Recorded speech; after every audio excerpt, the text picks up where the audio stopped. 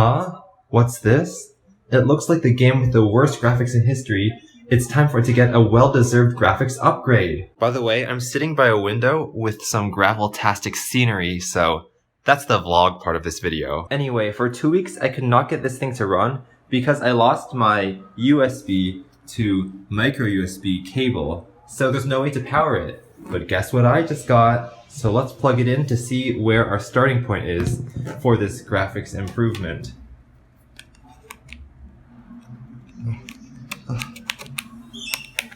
No, I think it's this one.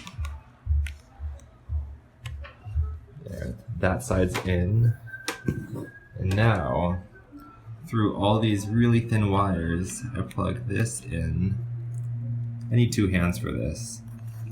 There we go. It lights up once again. Okay, so for the first few seconds, it's going to do the startup thing where only the top row is illuminated. But now it's back to what you're used to, which is Conway's Game of Life. Apparently I said that too quickly in the last video, so people couldn't tell what I was saying. It's Conway's. And then, of course, like always, you have the game as well. Now, there were 4 major issues with this console, and all of those issues I'm going to try to fix in this video. The first major issue is that the lights are too blindingly bright and you can't tell what's going on. I think this issue trumps all the others, because before that is resolved, none of the other issues really matter if you can't tell what's going on. So let's try to fix that. Maybe I should go to the bookstore and buy some material that will help me block out most of the LED's light.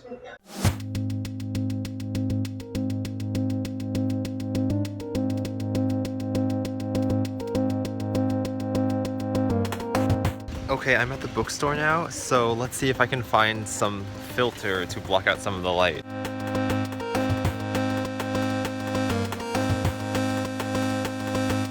Okay, I don't know why I was looking for anything fancy, because it looks like just taking normal computer paper and putting it over the LED panel works really well. Obviously, it'll work better when I tape it in place so that it's right above the LEDs. And I use a clean sheet of paper that doesn't have all these marks on it. So I'm back now, and I've got this standard printer paper that hopefully, when I overlay it on top of the game screen, I can reduce a lot of the glare that makes the lights almost unwatchable. So now, I guess it's still too bright for the camera, but it's definitely an improvement. So it turns out that taping down these bare wires with Scotch tape was a really bad idea because Scotch tape conducts LEDs.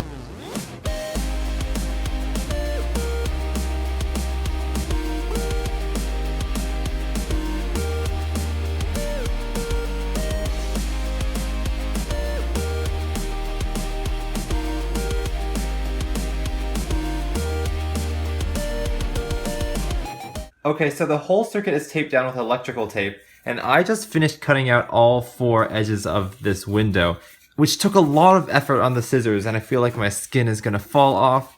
But now that that's done, what I'm going to do is I'm going to put this here like that, with some printer paper over the top. I'm not sure if I'm going to need 2 sheets or 1 sheet, so that's going to go over there. Actually, I'm going to put it underneath so it looks like a window. Like that. I'll try 1 sheet first. Okay, both sides of this look ugly, but this side looks uglier than this side. However, when I put this side in to the box, the LEDs look more out of symmetry, asymmetrical, than if I go like this. It looks asymmetrical either way because I was not very precise with my measurements, but I think I prefer it to look symmetrical than neat, so the rough pencil covered side is going to show up, which means that the paper is going to be taped to the non-pencil side.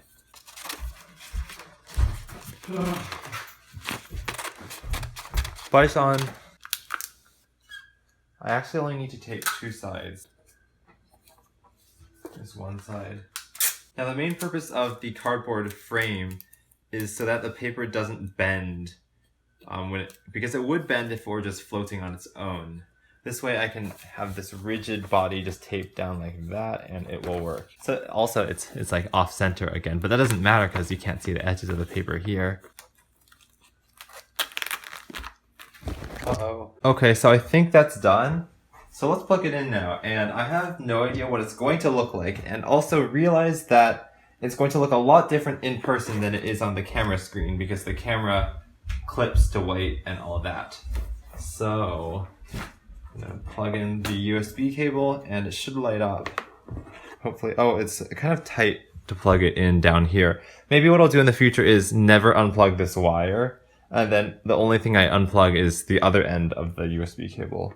Oh, come on. There we go. Oh, that looks pretty nice. Definitely still off center though. Can you see that? It's still too bright for the camera, but in person, it looks a lot more like what I expect. But that brings us to issue 2, which you can almost certainly see here. So this is a blinker that's supposed to be a 1x3 bar that's rotating back and forth, but it looks like there's these dimmer lights underneath it at all times. That's clearly a problem. So like you could try ignoring them because they're at 50% brightness, so you can tell they're not supposed to be lit.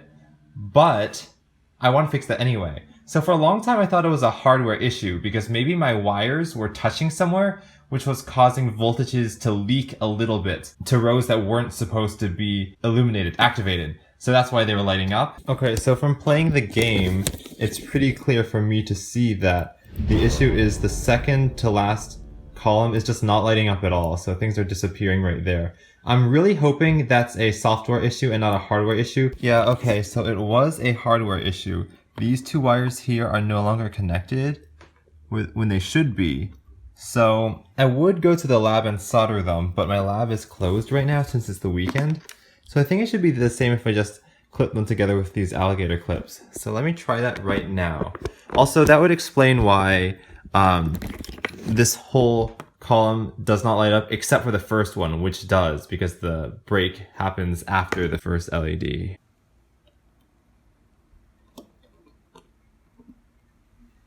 Okay. There we go. Success. Well, not quite because it's still starting up.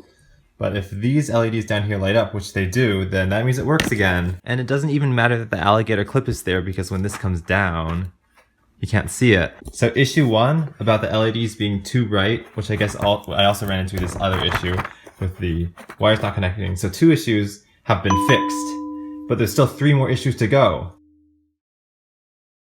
For the longest time, I thought the cause of this issue was in the hardware, because say I accidentally got 2 of these wires down here to touch, then there would be voltage leaking across those, which would mean that if you want to light up just one LED, the current flowing through that wire could also flow through some other surrounding wires, and instead of just having one LED being lit, you get a few other surrounding ones that are lit at slightly less intensity. And that seems like a reasonable cause for this like shadow thing that's happening underneath. But I soon realized that that was not the cause, because if you pay close attention, if LEDs at the very bottom row are lit up, you still see the shadow looping over to the top row like you saw just there.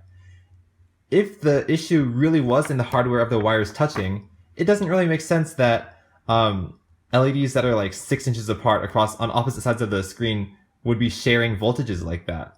Clearly, the issue has to do with the looping over fact, which kind of indicates it's more software side than hardware, but I think I know the issue now, and it feels like a mixture between the two. So here's how it works. The LEDs are lit with multiplexing, which I'm not going to go into full detail with right now. Ooh, look, that's this is called a pulsar quadrant, and typically you would need 4 versions of this to have a stable version called a pulsar. But since I have artificial boundaries right here, it's able to stabilize on its own, and it looks very pretty. Back on topic now. So for multiplexing, in order for an LED to be on, say this one, the wire directly above it has to have a high voltage, and the wire directly to the left of it has to have a low voltage, so that current will want to flow down that path, turn at this exact LED which lights it up, and then go down that path. So as a result of that, we use multiplexing, which means the top row and only the top row will be illuminated for about a millisecond. Then it will turn off, and then the second row will turn on, and then that will turn off, and then like it goes through the whole process. So the whole thing will take 8 milliseconds to light up, but since that is so little time, your eye kind of blurs that whole process together, so it looks like all of the LEDs are lit up at once. All is fine and dandy, except for the fact that voltages never change instantly. There's always capacitance and stuff like that. When I have this row being on, and then I suddenly switch to the next row being on, I guess what happens is the voltage here deactivates and the voltage here starts to activate here.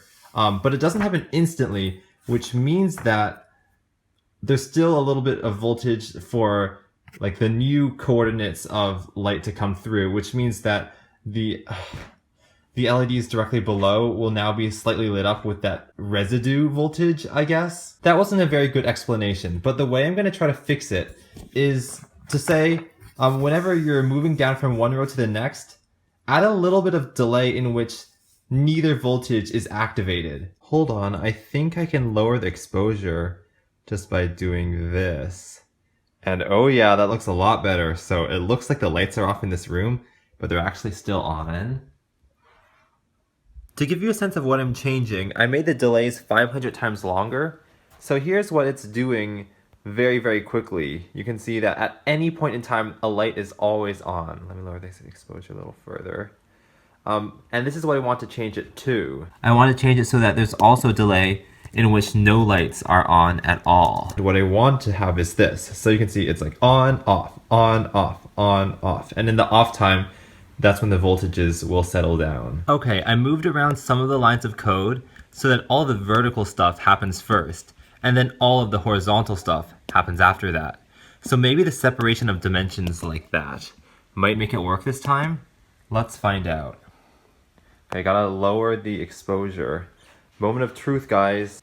That does not look right. Whoa, what the heck? Oh, I don't think delays of 0.5 work. I think it's just doing no delays at all. So this has to be an integer. Okay, I get the message. But that also means it's gonna be twice as slow because now it's delaying 2 milliseconds every time. Holy heck, that is so fast. Crazy. Yeah, like computers are so fast because that's like, the Arduino is that tiny little thing there that's doing all of these calculations. I just want to compensate for the fact that it's twice as slow by changing this 25 to 12 so that in the end it's the same speed. Okay, moment of truth, guys. Is it gonna work? Yes, yes, it works. That's exactly what I want to see. Look at that. There is no after image below it. That is so clean. It's like just like a pixel display. Exactly what I wanted to see. Oh my god! Ah! Look at that. That is just beautiful, okay?